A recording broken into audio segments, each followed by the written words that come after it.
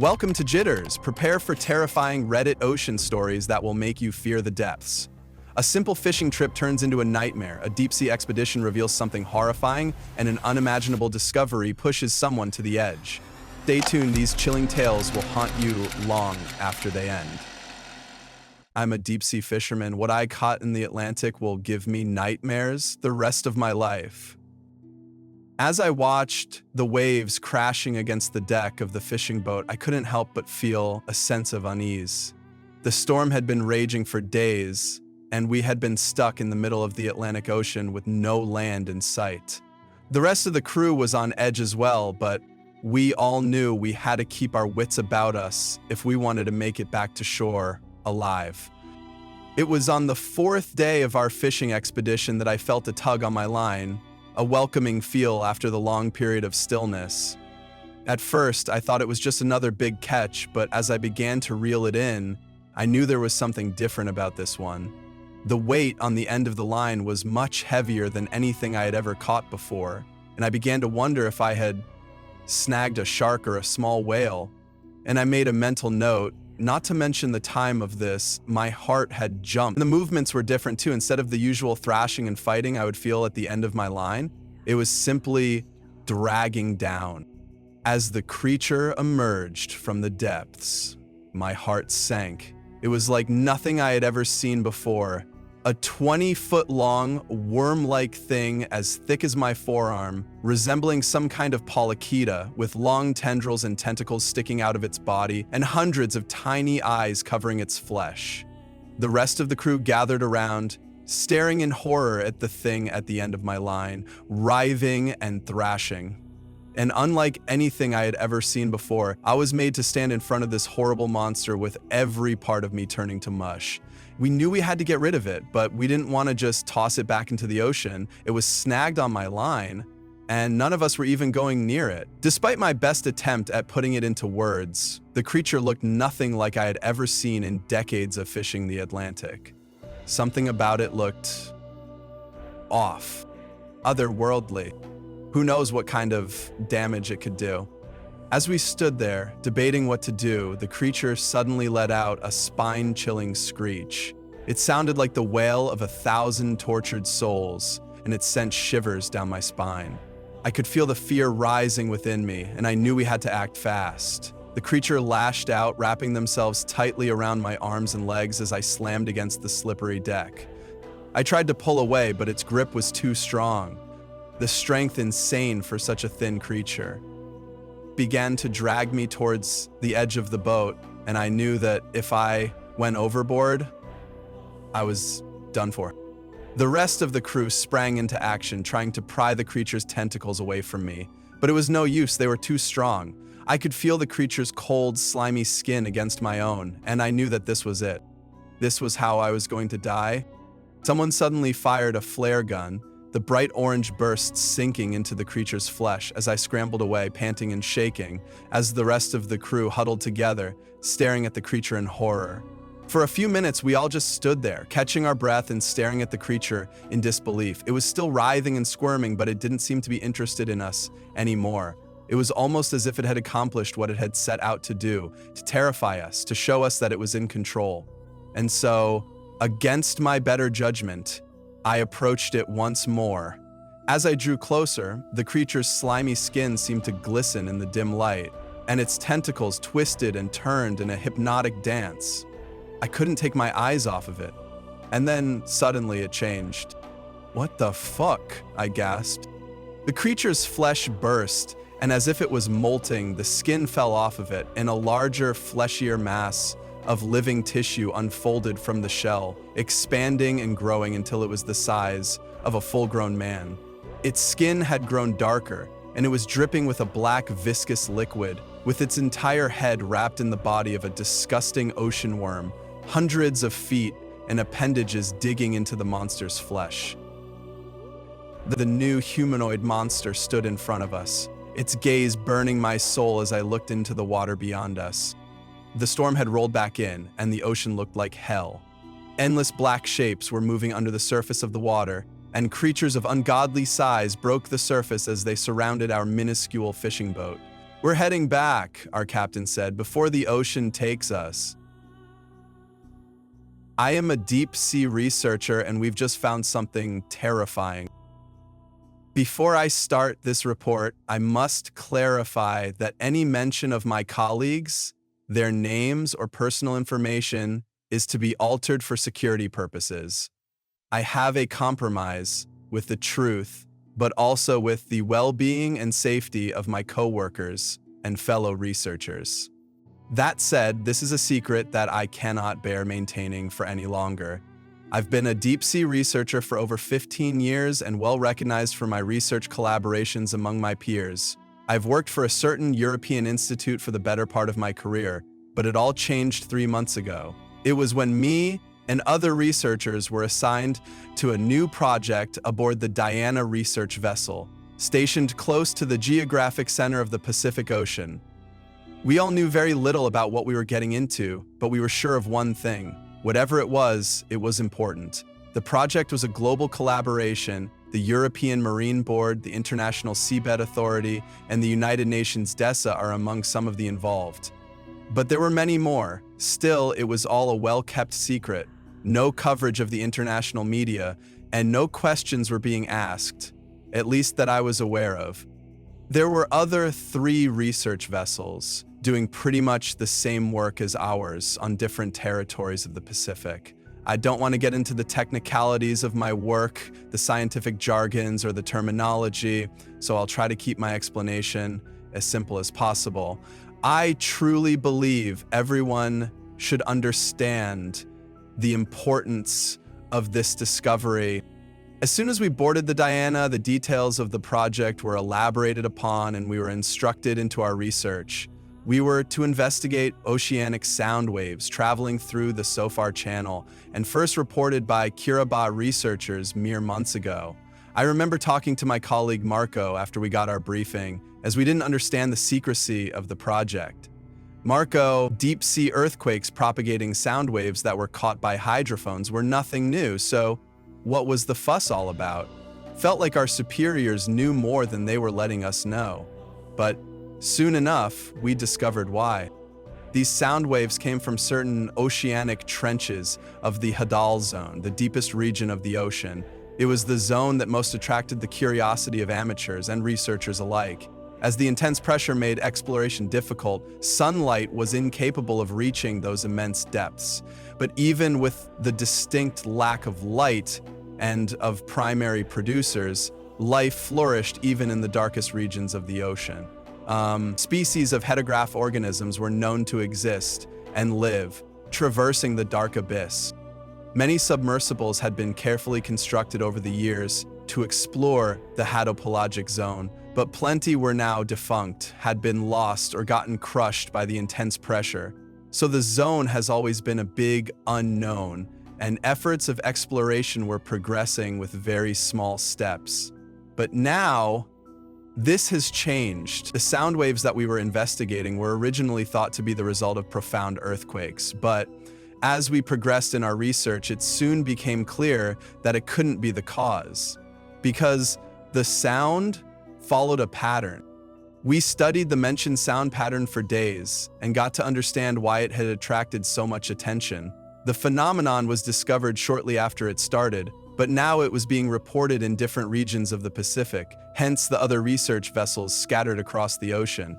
And all that sound was stemming from the bottom of the Hadal Zone. It repeated itself daily, almost down to the minute, for over 6 or 7 hours, and of course, carefully compensating for the many kilometers the sound waves had to travel to reach our hydrophones, and then seemed to cease abruptly. It's hard to describe how it sounded like. Initially, it felt similar to other underwater earthquakes, but for a trained ear, paying close attention, it was possible to spot the differences. Speaking in an informal tone, it's as if there was an immense drum very deep down the ocean being played every day. Our first hypothesis was some kind of geological anomaly 11,000 meters down below. We traded information in our discoveries with the other research vessels, but it soon got clear to all of us that it was pretty much impossible to determine what was happening and why it was spreading through analysis of the sound waves alone. We had to get down there and see for ourselves. The problem was, of course, the immense depths and the extreme pressure. Many submersibles had attempted to reach the bottom of the Hadal zone and suffered the consequences of it. And according to our calculations, we had to go even deeper than the international record, approximately 11.2 meters below sea level, if we wanted to catch a glimpse of what was truly happening. And that also revealed to us something that had been previously theorized. There was a new, deepest known spot in any ocean where the sound had originated from. The mystery of that discovery certainly instigated us, and we wanted to go further. The issue was discussed with our superiors, and not to my surprise, they had already considered the possibility. Our answer came in the form of Profundo, a sophisticated ROV developed by other researchers and engineers, with technology that allowed it to support extreme pressures and the promise that it could dive deeper than any other known submersible. It had already been tested, but this particular mission would fully utilize its maximum capabilities. I remember well the day we put Profundo to use. Our team was reunited at the control center, where we would guide its movements as it delved deep underwater. Profundo's camera would record everything that it found, and we monitored its slow descent. It would take many hours to reach the desired spot. We had carefully planned the descent so the ROV would reach its destination in time to catch the source of the noise. I wasn't present during much of the dive, however. There wasn't that much to see. The light from the surface could still be discerned for a while, and every now and then a curious fish would pass by. But after we reached the abyssopelagic zone, then there was mostly darkness. I remember staring at the transmission with my colleagues, discussing hypotheses.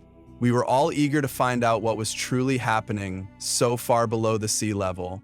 The ROV was at a point in which there was no difference between water and darkness, and all that was clearly visible was the marine snow, organic leftovers that were a source of food for many deep-sea species.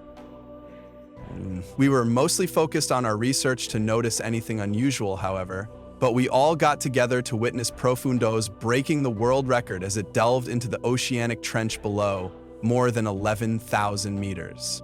Someone opened up a bottle of wine, and we commemorated. Even though the mission was far from done, and we didn't even know if the ROV would be able to keep resisting the intense pressure, there was this nice feeling of accomplishment. We waited for hours, and now we were closer to the origin of the sound waves than we ever had been. So the team once again reunited.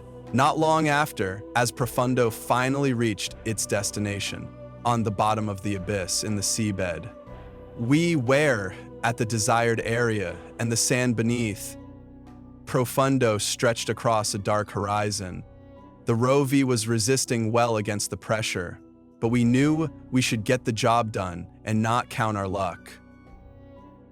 It started to move, and we were all watching, carefully guiding its movements as we explored that unknown place. However, we couldn't find anything. It was difficult to see, but there wasn't anything visible that could be the source of the noise. We were in the most profound depths of the ocean, and it seemed completely empty. So we decided to wait until the sound waves started propagating again in the next few hours. It was then that my colleague Erica caught sight of something. "It's over there," she said. "I'm sure of it. It's not far, about 18 feet that direction. Think we could reach it?" We could, and the ROV slowly made its way. As we approached, the transmission seemingly became more clear, and strange shapes and shadows transfigured by the water were now getting closer. And then I saw something that I will never forget. "Oh God," Erica uttered. "Holy shit." And I could only stare, appalled. Couldn't take my eyes off that otherworldly vision. The ocean bottom was filled with hundreds of gigantic human statues, immense figures scattered across the dark ocean floor. We couldn't even see all there was to them, but they were undoubtedly human. Knelt down, faces fixated on the sand and arms stretching upwards, almost as if they were holding something above their heads. holding the entire ocean. Like Atlas, the best way I can describe it is as if they were Greek sculptures, bald figures and without clothes, but a seemingly perfect human anatomy. We couldn't believe it. It was just too surreal. None of us expected that sight. There were hundreds of them as far as the ROV's camera could see, both figures of men and women. However, there was no sense of wonder for what could have been the biggest discovery of the 21st century. Only dread. As we tried to rationalize what we were seeing, looking at those things didn't feel right. It provoked a strange sense of urgency and even fear, something that I thought it was just me, but soon noticed affected everyone in the room. It was as if we were seeing something that we shouldn't be, something forbidden. We were scientists, but still, there was no explanation that could justify that feeling. It was all recorded, thankfully, because after the initial feeling of surprise vanished, I couldn't bear to look at them any longer. Those immense, lifeless figures prostrated like slaves. None of us could, except for Erica. Soon, we all left but her, that wanted to continue the ROV investigations by herself.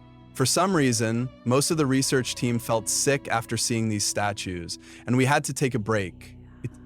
We had a meeting shortly after to discuss hypotheses. Plenty of possibilities were raised, such as the statues being the remains of an ancient civilization. Something that could forever change our world history, but it still didn't explain how deep they were in the middle of the Pacific Ocean, how many of them there were, and how they were connected to the sound waves. Not only that, but their size alone made that possibility unlikely. Working on a quick estimative, someone proposed they should be at least 181 meters, 593 feet in height. How could an ancient civilization build even one? Not to mention those statues probably existed in the hundreds. We decided to present the recordings to our superiors, and they were as appalled with the discovery as we were. There was nothing logical about what we were seeing, and still, it existed.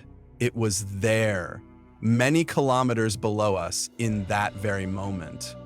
Our discussion went on and on as we analyzed the already recorded footage and seemingly forgot about the sound waves in the ROV transmission Erica was still monitoring. That is, until we heard her scream. We rushed in the direction of the control room. I was one of the first to get there, only to catch sight of a terrified woman sitting at the corner of the room, face buried between her legs, trembling and sobbing uncontrollably. The screen showed only static. The transmission had been cut out exactly after the sound waves were marked to start, and the ROV had been lost. We approached Erica carefully, but she could only tremble. Her eyes were dilated, fixated on the floor, and she was crying uncontrollably. She couldn't say anything. Erica was one of the most intelligent and focused researchers that I ever knew, so serious about her work to the point of being stoic. And whatever she saw in that transmission had left her terrified beyond words. She was taken to our medical facility, and even after she stopped crying and took some pills, she still wouldn't say a word. Only look at us with a 1,000-yard stare, as if her own mind was trapped deep down the ocean, along with those terrible statues.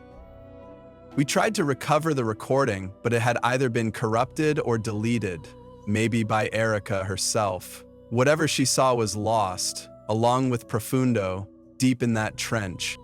There was no way to do a recovery effort, and frankly, we didn't know how to proceed. Erica was the only one that could give us some answers, but not until she recovered, so we let her rest.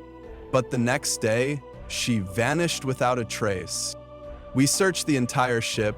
There was no sign of Erica, no matter where we looked. She had a husband and 2 daughters waiting for her back home, and now she is gone. My only fear is that she too has been lost to the ocean.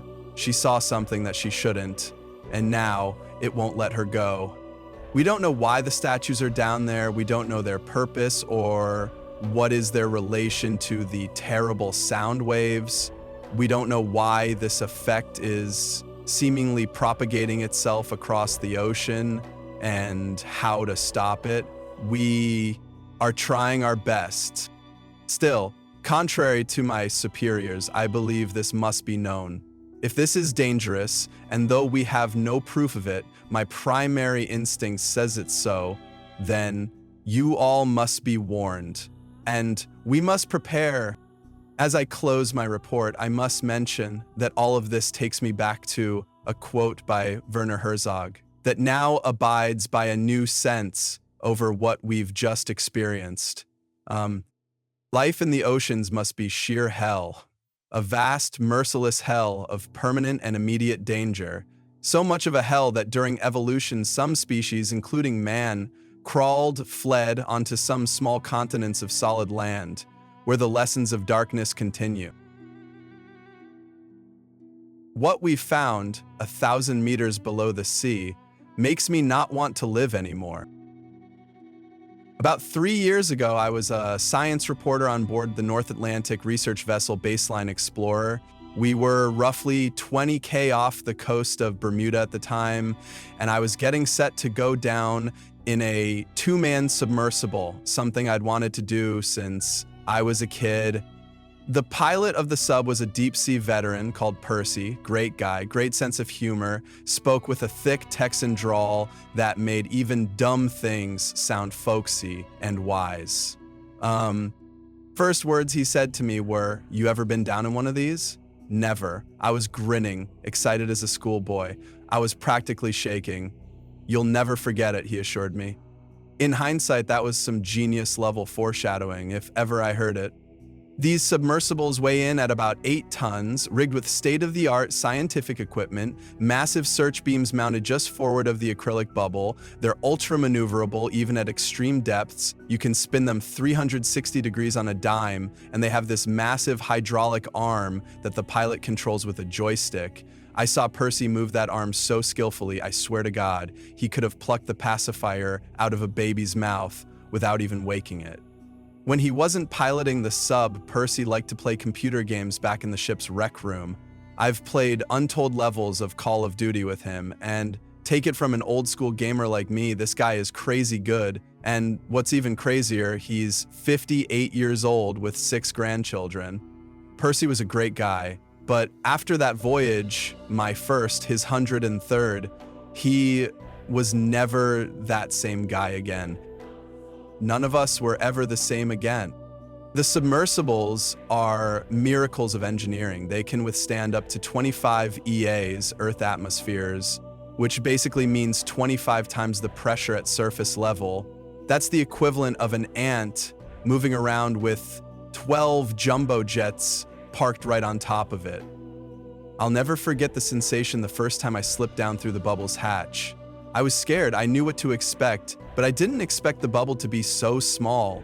It felt claustrophobic, like climbing down into a tumble dryer, but it actually wasn't so bad once I was seated. We had a panoramic view of the world through the wraparound glass, better than IMAX, but as the ship's crane lowered us into the water, I couldn't help wondering whether this was the last time I'd ever see the sunlight.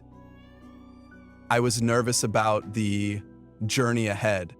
My publishers wanted a video essay of a deep-sea dive in one of the subs, which made sense seeing as my job was to report on all the functions of a scientific research vessel, but we were going down close to the sub's limits, almost 1,000 meters, and suddenly the whole thing was very daunting. But Percy quickly put me at my ease. He'd been down over 100 times, and in his opinion, it was safer than driving to the neighborhood liquor store. As the sub descended into the depths, it felt like we were motionless for long periods of time, like we were just hanging there in an eternity of blue-tinted space. But Percy assured me we were still descending, still going down, the water becoming bluer, darker, the deeper we went. There was a second submersible trailing us like a ghost. The pilot was an Israeli guy called Avi. He was a stoic son of a bitch.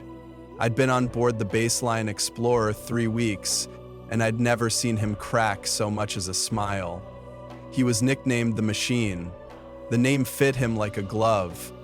He flashed his searchlights at us at the beginning of the trip when we were hovering close to the surface, and sometimes Percy would talk to him over the radio as we made our way down, but it was all professional chit-chat. The Machine wasn't the kind of person who inspired small talk.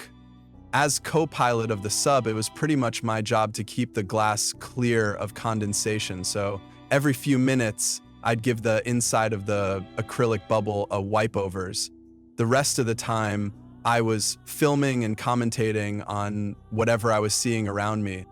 Around 200 meters down, we started moving from the epipelagic zone, the sunlight zone, to the twilight or mesopelagic zone. And now the ocean turned this deep aquamarine, like the sky just before dawn. We see a moray eel slithering through the cone of our searchlights, a school of grouper fish flittering around us like silver confetti, and the machine calls our attention to a couple of small tiger sharks that follow us for a while and then peel off into the darkness.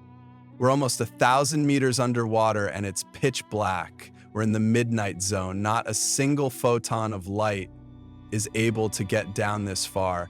The only source of illumination is our searchlights. We're just fixing to start heading back when suddenly Percy kills all momentum. We're just hanging there. It's wrong. Percy looked stone-faced. His skin had drained of all color, and his lips were trembling, like he was muttering something under his breath, and he had this fixed expression on his face, this intensity to his gaze that warned me something was off. Percy? Percy reached out and snapped the searchlights off. "There's something out there," he whispered. I don't know how to describe the impact those words had on me. You can report the things a man says, but it is hard to convey the way he says them, and the way Percy said, "There's something out there," sent an instant chill down my spine. He sounded scared. Only the sound of our breathing now as we both stared out into the pitch blackness. There was something out there. I couldn't see it, but I could sense it. Something was watching us. And I've never felt anything like that before. I was an atheist at the time, but afterwards I would describe it as a religious experience. I have no idea what I meant by that. I was in shock at the time. I don't know what the fuck I was saying. What is it?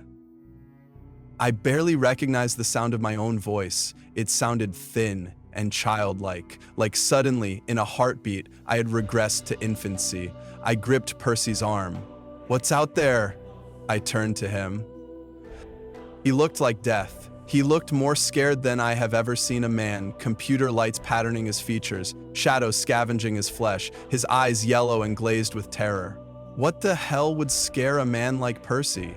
He was hard as nails, an adrenaline junkie by all accounts, but right then he looked like he was walking the Green Mile. I turned back and stared out the bubble of the Atlantis. Darkness so deep it seemed to swallow my thoughts. What was out there? Why was I shaking with this incomprehensible dread? It felt like a premonition of doom. The searchlights from the second sub carved past us, the machine oblivious to what we could so clearly sense. He was maneuvering his sub sideways, trying to figure out why we had come to a full stop. "Turn the lights off," Percy whispered, in a voice tight with panic, and then suddenly he jerked forward and flicked the radio toggle. "Avi, turn your fucking lights off," he hissed. But it was too late. The searchlights illuminated something in the darkness below us, and to my dying day, I wish I'd never seen what I saw next. It's haunted my dreams ever since.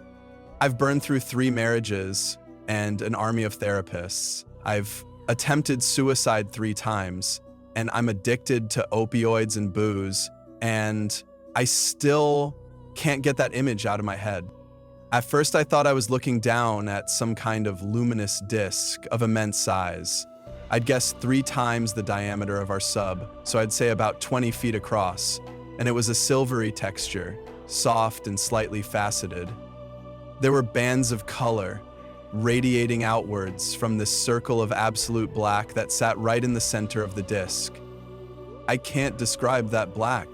It was darker than the absence of light. It was the fucking absence of hope. Before he put a bullet in his head 3 years ago, Percy called me up. It was like looking into nothing, he told me. Absolute zero. It tore my fucking mind apart. He was sobbing as he spoke. He was in a bad way. His wife had left him. His kids had disowned him. He'd lost his home, his job, his dignity. And finally, he lost the reason to go on living. Nietzsche once said, "When you look into the abyss also looks into you." That's what it felt like, staring into that black circle, like it was staring back at me. I saw it for maybe a second before the machine snapped his searchlights off, but there was an eternity in that second. There was the sensation of falling into the abyss, being swallowed by the darkness, of slowly losing my mind. That disc with the black circle in the middle had been a fucking eye that measured 20 feet across. And to this day, my skin goes cold when I remember it. This colossal eye staring at us out of the dark. And the intensity of that gaze was beyond human comprehension. It was an intelligence measured in aeons. It was an evil beyond scripture, beyond reason, and it laid its immemorial gaze upon us. And we were blighted by it, scarred by it, destroyed by it. God help us. And then the machine snapped his searchlights off, and the darkness took away that awful vision, but not the memory of it. I felt despair unlike anything I've ever experienced. A black terror filled my heart. That eye, Jesus Christ in heaven, how big was the monster that possessed that eye? It felt biblical. I didn't have to look at Percy to know he was feeling the same thing. So he's being homesick and stuffed right at the monster, and like that eye did not belong to a thing of reason or nature. It was not a thing of science. It was a monster. It was the mother of every nightmare our children wake screaming from. And even as I thought this, Percy whispered, "Curse that day, those who are ready to rouse Leviathan."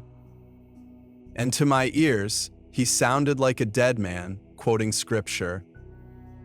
I gazed into the darkness ahead. I knew that eye was still staring at us. Even though I could no longer see it, I felt the crushing weight of its gaze, and I was drunk with the horror of it, making sounds at the back of my throat, attempts to speak, but no words came out. I was trapped.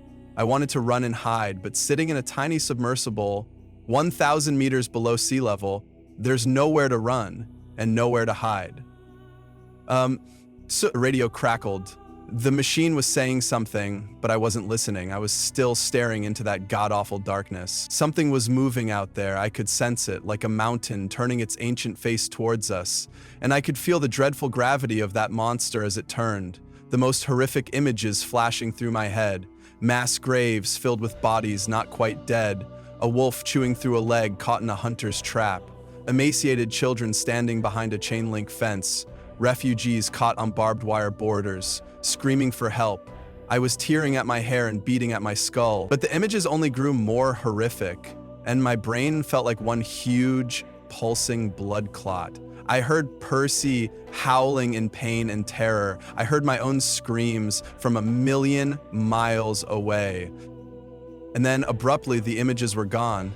I sucked in a sobbing breath, and turning to Percy, I yelled, "Get us out of here!" He shook his head. "Look," he said. Something had appeared in the darkness ahead. There was some kind of fissure opening up in the inky void, a fiery glow spilling out of it that illuminated the surrounding ocean, and as I watched, the fissure grew wider and wider until it gaped almost 100 feet wide, maybe more, and that fiery, larval glow filled my entire forward vision. It was the color of napalm and post-nuclear sunsets.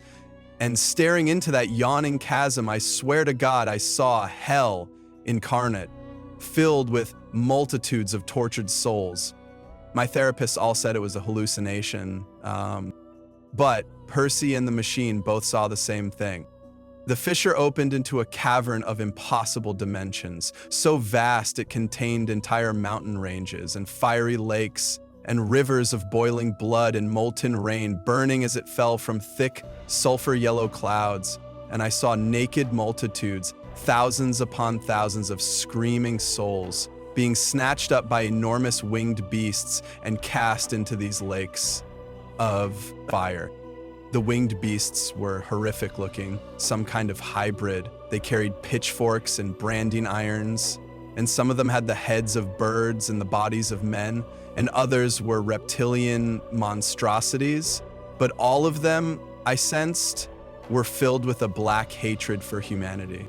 Percy was screaming the Lord's Prayer, and I remember my mouth stretched wide, gaping in horror, and tears streaming down my face, and then that awful fissure slowly closed. And I think it was that moment I realized I had been staring into the mouth of that creature. I don't remember how we got back to the surface. I remember they had to handcuff me to a cot in the infirmary once we were back on board the ship. I was screaming, I couldn't stop. They made me wear diapers. I couldn't even control my bowels. I was in the infirmary 3 days, screaming and shitting myself into a stupor. The machine hung himself a week after returning home. His wife found him. He left a note, a single word in Hebrew, Leviathan. I'm trying to put it behind me.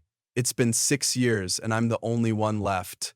The days are getting better, but I dread the coming of night, sinking down into sleep the way we sank down into that abyss, terrified of what awaits me in my dreams. Then, again like a hazmat suit, he had no home left. His wife found him. He sent her away, and there was nothing more to have for her. He was molded. I've never been back to the ocean.